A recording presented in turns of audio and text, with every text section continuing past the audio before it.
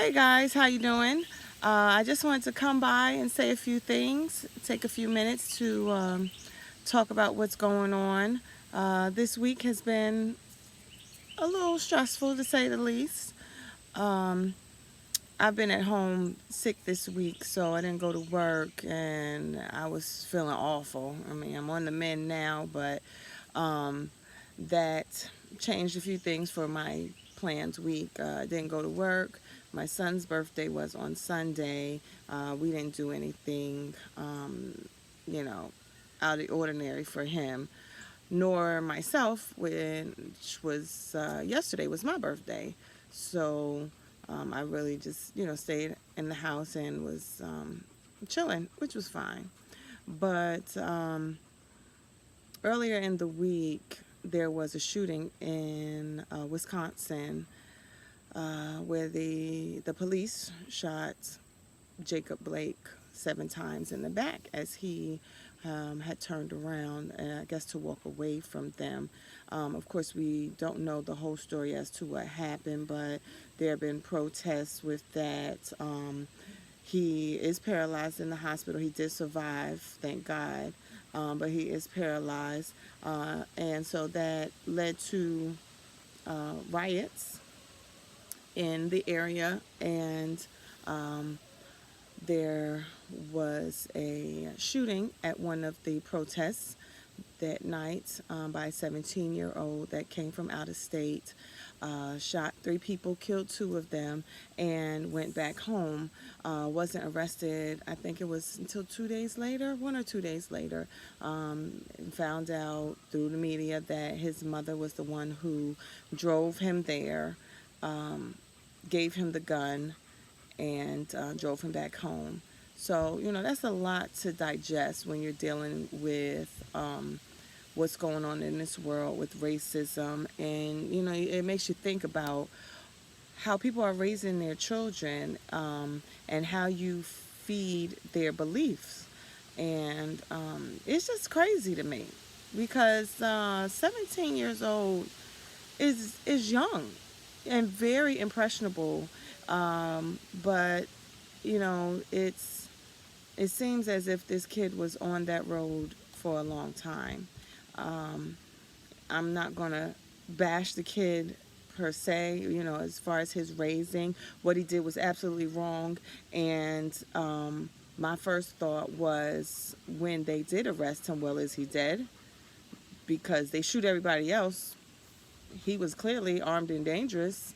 So was he dead? And the answer to that, of course, is no.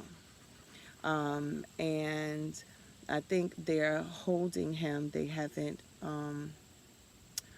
taken him back to Wisconsin as of yet. The judge put a hold on that extradition, um, whatever the case may be. But, it's like, when is this going to stop? When is it going to, like, aren't you tired of this shit? Just, aren't you tired of hate and the killings, the protests because of hate? I mean, aren't you tired?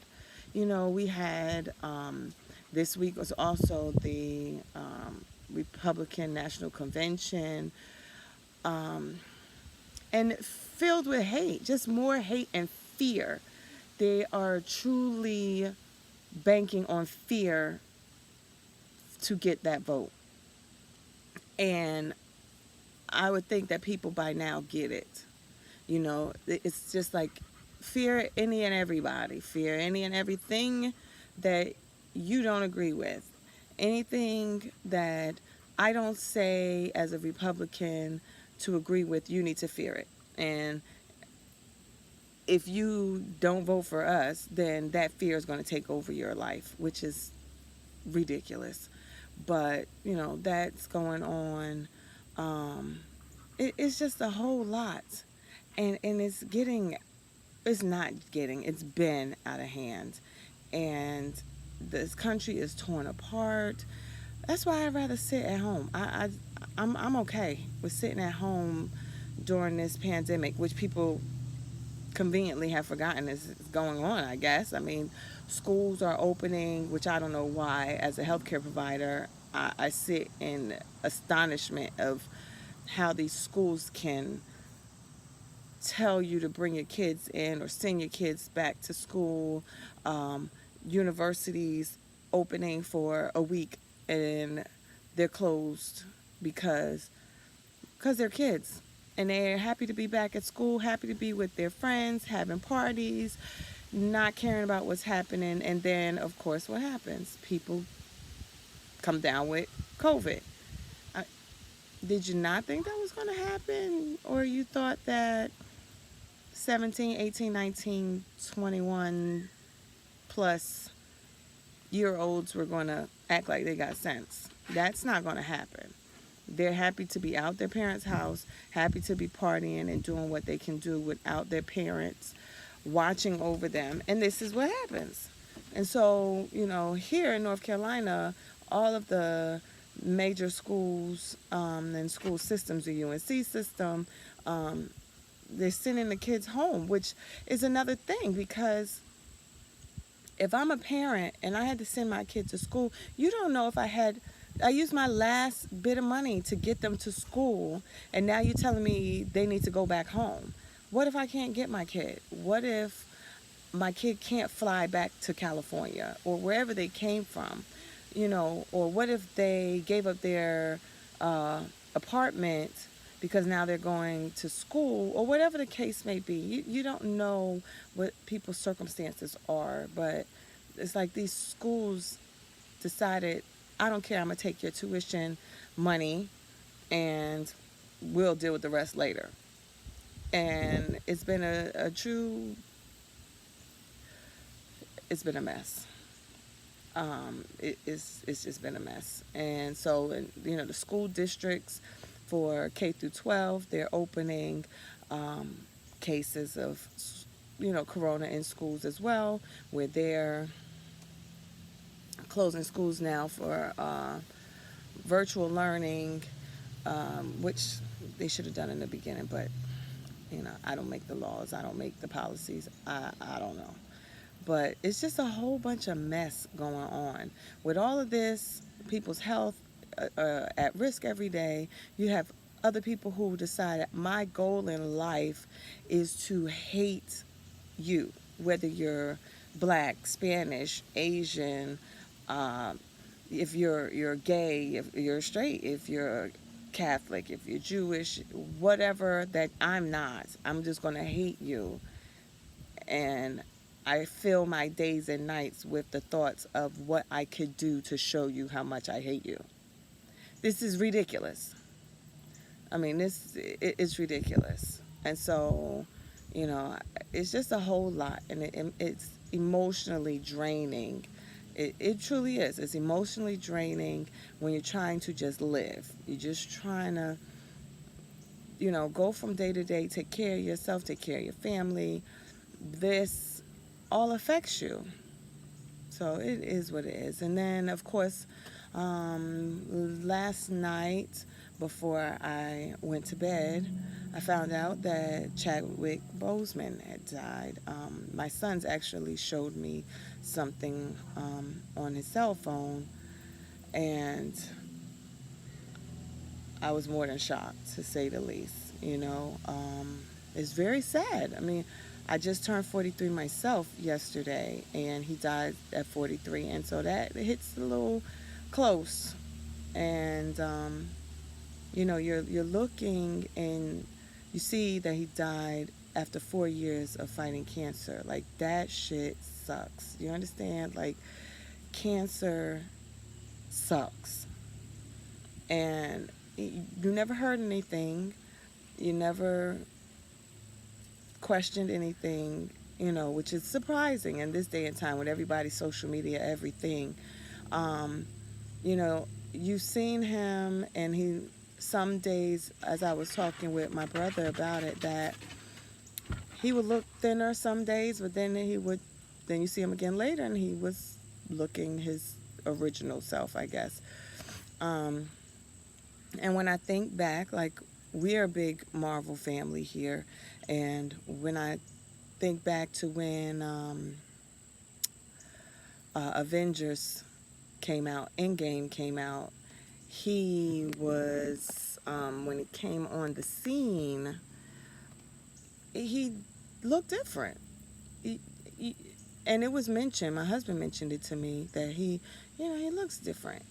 And his face was a little thinner, but I brushed it off and said, well, this is supposed to be a few years later, so, his look had changed. Um, but, you never thought that. You never thought that. And, being an actor, people gain weight, lose weight for roles and things. But then when I saw a picture of him last night from April, then I would have definitely said, yes, he was sick. And it's just really sad. It's really sad. And, not many people who are famous die that, touch me in a way. But, he was an actor, but he brought great people to life for us as a people, both real and fictional. My children have seen all of his major movies. They know about the people that he portrayed. But with this Black Panther, it gave us as a people, Black people, people of color, something to look up to. All of us, men, women, boys, girls, you see your kids, we're looking like, this is somebody who looks like me, who is a hero that people are cheering for, that came from a country that's so far advanced. That is what my motherland, if you want to say, would look like to me. And it gave your kids hope. It gave them a feeling of a power. And, it's really sad. I mean, though that was a fictional character, it was something we could all believe in. And not just Black kids. Definitely there were white children, too, that looked up to Black Panther. So it is really sad. And I just think, if it's sad for us as fans, imagine what his family is going through. 43 is very, very young to die from colon cancer. It's rough. And so I shed a few tears this morning.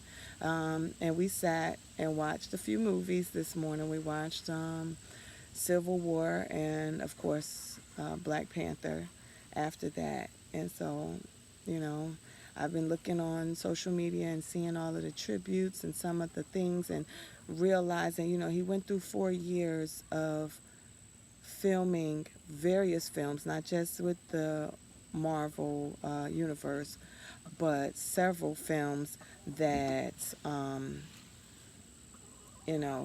took a lot of time, effort, energy, and, no one knew anything. So, it's very sad. So, rest in peace, Chadwick, and prayers for comfort to your family, because it's a little sad. It is, truly. So, but yeah, I just wanted to come on and just speak on a few things. So, I'm going to try to chill out the rest of the day. I got me a little visitor here. Came up on my porch. I want her to go away right now. But please go away. Go, shoot. It's one of my chickens. But anyway, just wanted to say, hey, if you liked my video, I know it's a little long and drawn out, but there was a few things that was on my mind today. But hit the like button, share, subscribe, and I'll catch you all later. Have a good day.